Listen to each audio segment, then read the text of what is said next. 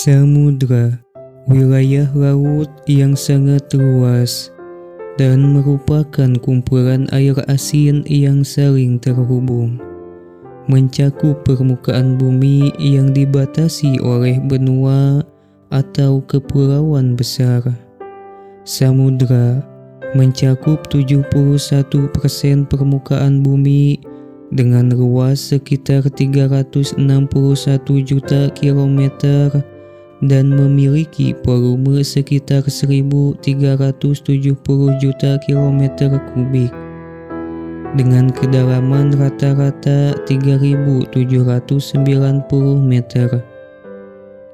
Perhitungan ini tidak termasuk laut yang tidak terhubung dengan samudra, seperti Laut Kaspia. Bagian yang lebih kecil dari samudra mencakup laut, selat, dan teluk. Di bumi terdapat 5 samudra. Yang pertama, Samudra Pasifik. Samudra Pasifik, samudra terbesar di dunia, kira-kira 13 kali lebih luas dibandingkan dengan Samudra Arktik, dengan luas mencapai 28% dari seluruh perairan bumi. Samudra Pasifik yang terluas di antara semua samudra.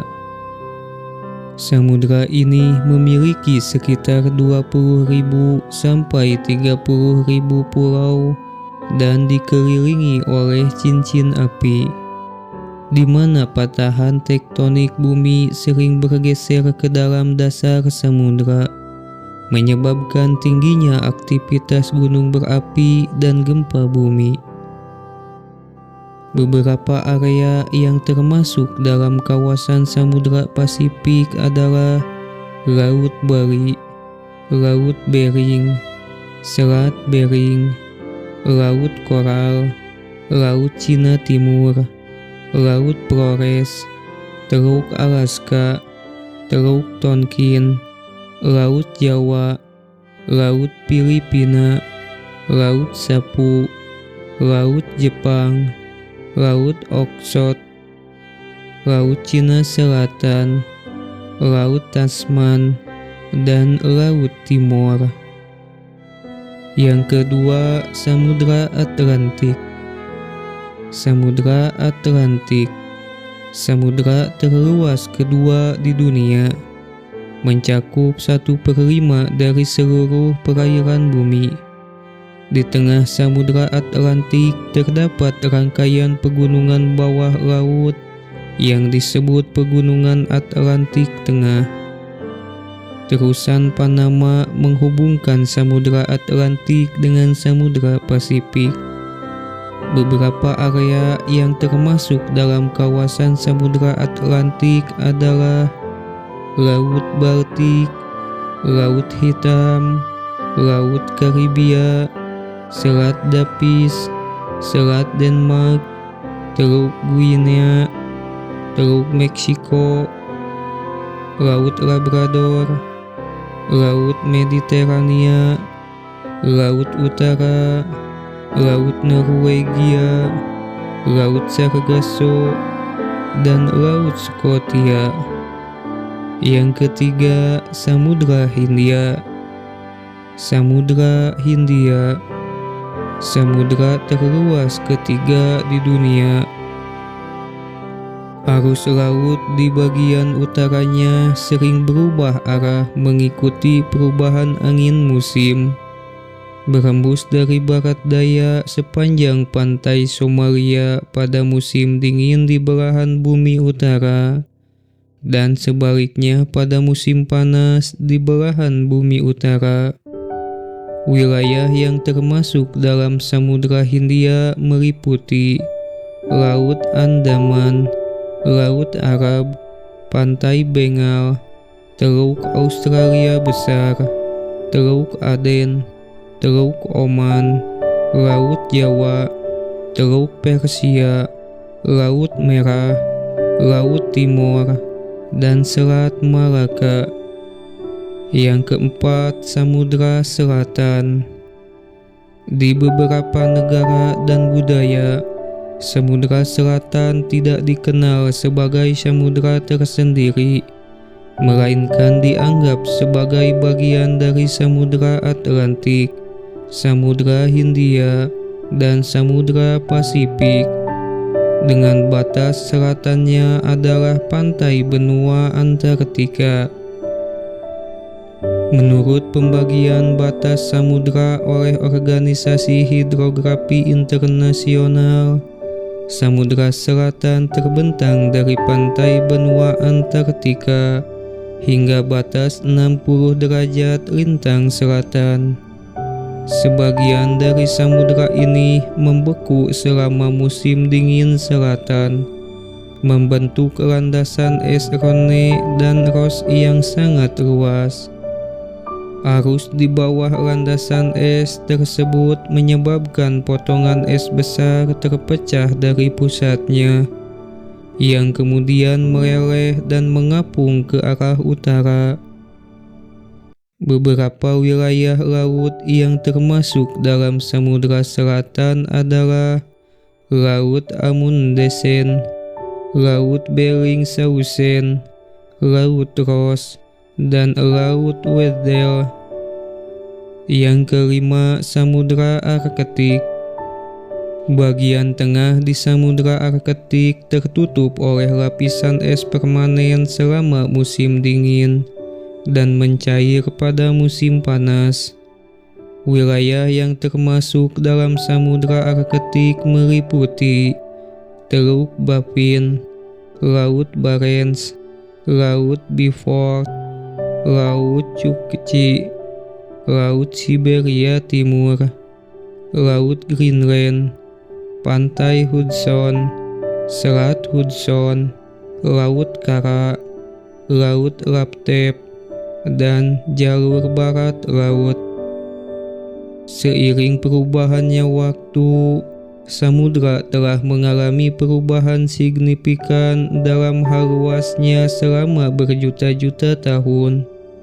Perubahan geologis pada permukaan bumi telah menyebabkan terbentuknya lautan baru dan menghilangnya lautan yang lama. Meskipun bumi berusia sekitar 4.600 juta tahun, lautan yang ada saat ini mulai terbentuk sekitar 200 juta tahun yang lalu. Air, terutama dalam bentuk uap, telah ada di atmosfer bumi sejak awal pembentukan planet ini. Ketika suhu permukaan bumi menurun, uap air mengembun dan membentuk awan hujan, yang kemudian menjadi sumber air bagi lautan. Selain itu, air yang mengisi lautan juga berasal dari benda langit seperti komet es yang jatuh ke bumi. Perubahan dalam komposisi lautan telah memengaruhi kehidupan di dalamnya. Organisme paling primitif di laut muncul sekitar 3.500 juta tahun yang lalu, diikuti oleh perkembangan organisme yang semakin kompleks. Meskipun beberapa organisme laut mengalami kepunahan, banyak yang bertahan dan tetap memainkan peran penting dalam ekosistem laut. Air laut memiliki karakteristik khas berupa keasinan. Selintas air laut disebabkan oleh endapan garam dari batuan, pasir, dan tanah yang terbawa oleh hujan dan aliran sungai menuju lautan selama jutaan tahun. Akibatnya, konsentrasi garam, terutama natrium klorida atau garam dapur, mencapai sekitar 85% dari mineral yang terlarut dalam air laut. Samudra mencakup salah satu aspek penting dari bumi kita, menghubungkan seluruh dunia. Ketika kita menyentuh air laut dengan ujung kaki kita, kita secara harfiah terhubung dengan samudra-samudra di seluruh planet ini. Karena massa air laut di permukaan bumi membentuk satu kesatuan besar.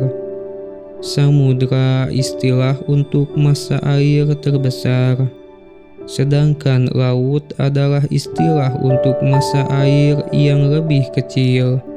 Lebih dari 2/3 permukaan bumi tertutupi oleh air laut, yang menyumbang sekitar 97% dari total suplai air di planet ini.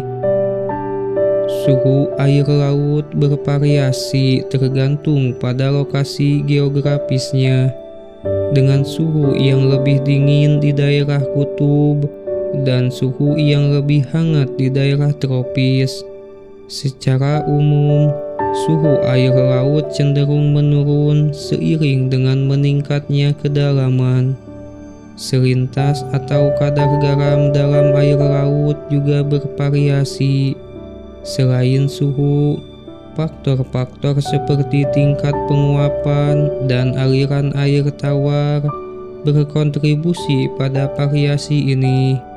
Sebagai contoh, Laut Merah memiliki tingkat penguapan yang tinggi dan aliran air tawar yang rendah. Sementara Laut Baltik menerima aliran air tawar yang tinggi dari sungai-sungai. Selain itu, struktur dasar samudra juga sangat kompleks. Berbagai fitur seperti dasar pegunungan laut, dataran tinggi laut, dan palung samudra menambah keragaman bentuk permukaan di bawah air, serupa dengan topografi di daratan. Selama berabad-abad, penjelajahan lautan terbatas pada penjelajahan permukaan saja.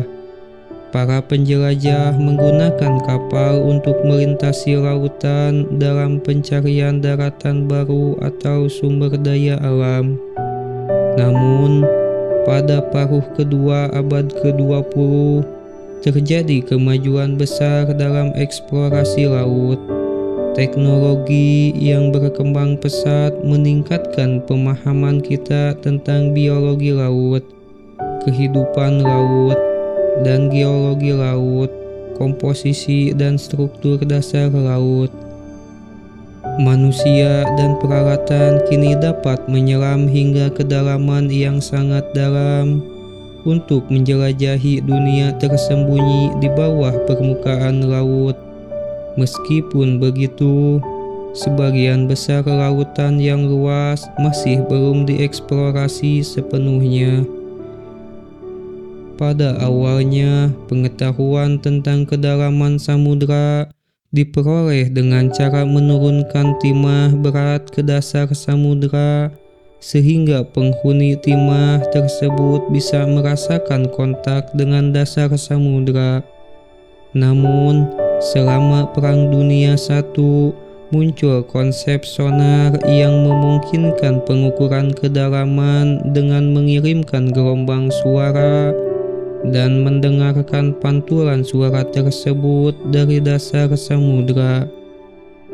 Pemanfaatan konsep suara gema telah menjadi tonggak penting dalam mengembangkan sistem sonar modern seperti Gloria.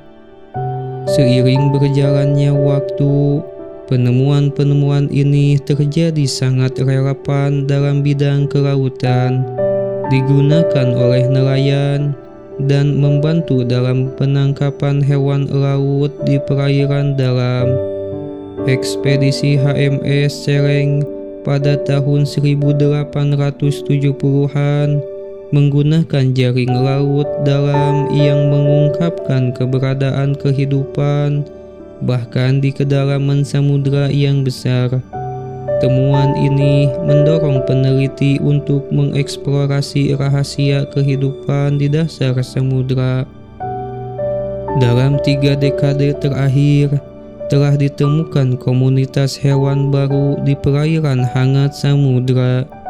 Walaupun penemuan di perairan dangkal lebih umum dilakukan dengan peralatan scuba, Saat ini, eksplorasi samudra semakin berkembang dengan menggunakan kapal penyelam tak berawak yang dapat mencapai kedalaman laut yang tidak dapat dijangkau oleh manusia. Meskipun teknologi telah mengalami kemajuan yang luar biasa, samudra masih menyimpan banyak misteri yang perlu dipecahkan, sehingga eksplorasi lebih lanjut tetap diperlukan.